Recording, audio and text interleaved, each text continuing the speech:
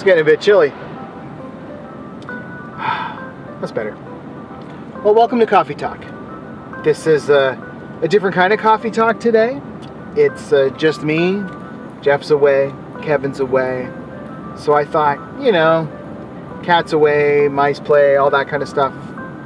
We'll do things a little different today. So thanks for coming along with me on a little ride.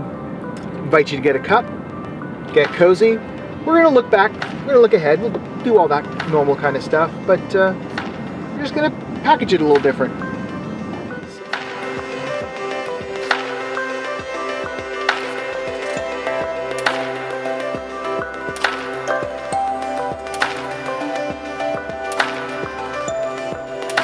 While we're on the way to where we're going, we're going to look back a bit, or at least start our look back at the service this last week. I want you to think about experiences you've had that have changed you. Maybe it's one thing, maybe it's a series of things, and good or bad, whichever, that happens both ways. But what is an experience you've had that has left you different than when you had it?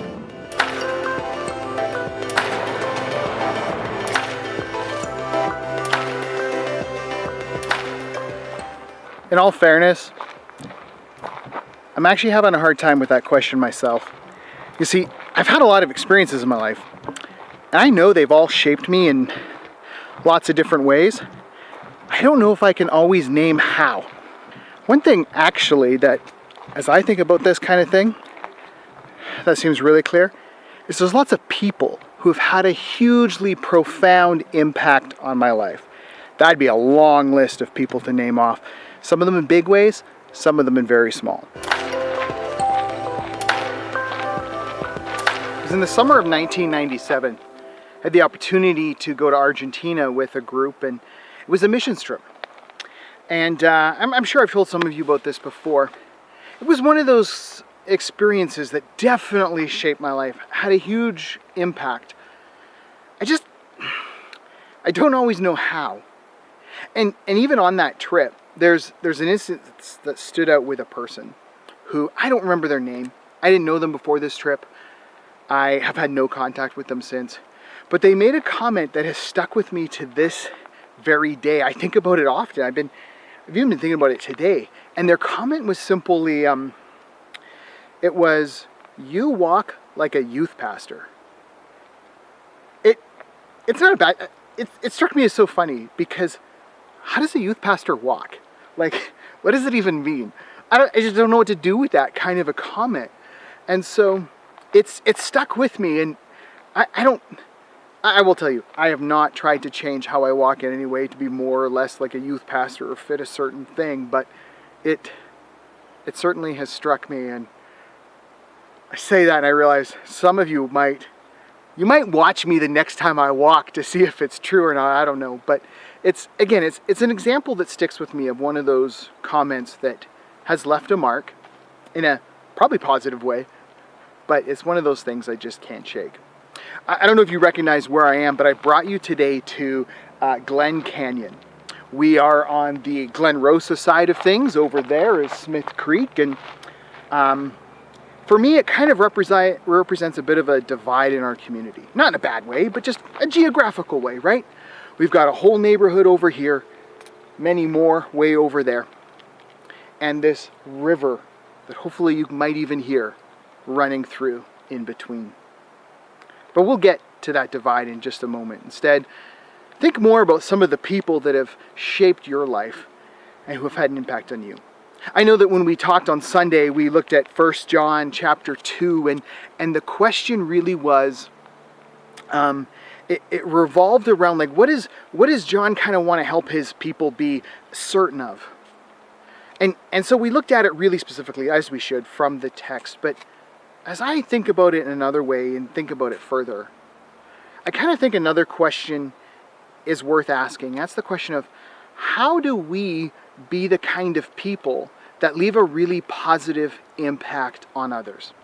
So we're talking about experiences because for John, when he experienced the love, compassion, forgiveness of God through Jesus Christ, he was forever changed. and in a really positive way. And so he experienced that, and then the only logical outcome for him was living a life of obedience to God.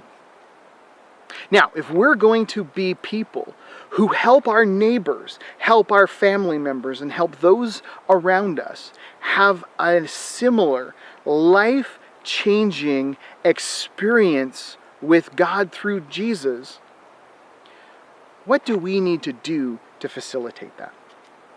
We talked on Sunday a little bit about how there was a great divide between people who had left the church, the people who were all these doubters, who had all these questions, who thought they had some special knowledge, and so they left. And we touched very briefly on, like, how do we bridge the gap between those two groups, those in the church and those out, so that those who left could come and find their way back? That's kind of the questions that are still wrestling around. That was a beautiful sound. In our head. How do we be the people who help others find that life-changing experience with Jesus Christ?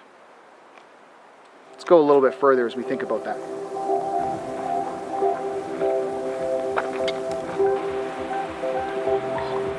So there's three things we can do that come straight out of this John 2:3-11 that help us be the people who will bring others to Jesus and help them have a life-changing encounter. And it really relates to how we live. So we obey like Jesus. That's the first thing we talked about, right? To know God is to obey God for John. And the first thing is then obeying like Jesus. And we could go on at length about this, I know, because we could talk about how Jesus didn't always follow the rules, but he followed the heart of it all. But he was the perfect example of living in obedience to God. The second thing then is that we live like Jesus. So we obey like Jesus, we live like Jesus. And we could think through all the ways he made himself available and the lifestyle he chose. And really it's how did he walk with people and invite them in and all of that. And then the third thing was that we love like Jesus. And when we do these three, then we bridge that gap in a way so that we can welcome people into God, so that they will want to come and know and have that without even realizing that's necessarily what they're looking for. They have the opportunity to have that life-changing experience of Jesus Christ and be forever changed because of it. Look ahead at what's going on this week. We have a special guest coming and sharing with us on Sunday, and I hope you'll be with us. His name is Dave Moore, and he's the executive minister of the BC Baptist Association, which is our association of churches, and he's new to that role, just come on this year, and so we're very excited to hear what he has to say. Jeff and Kevin and I we met him years ago at one of our association get-togethers, and then he left the role he was in, has had a new number of other experiences since then, and is now back in our association, but in this new role. And so we hope you'll be with us, and we'll make a point to either be in person or be online and hear the message that he has to bring, and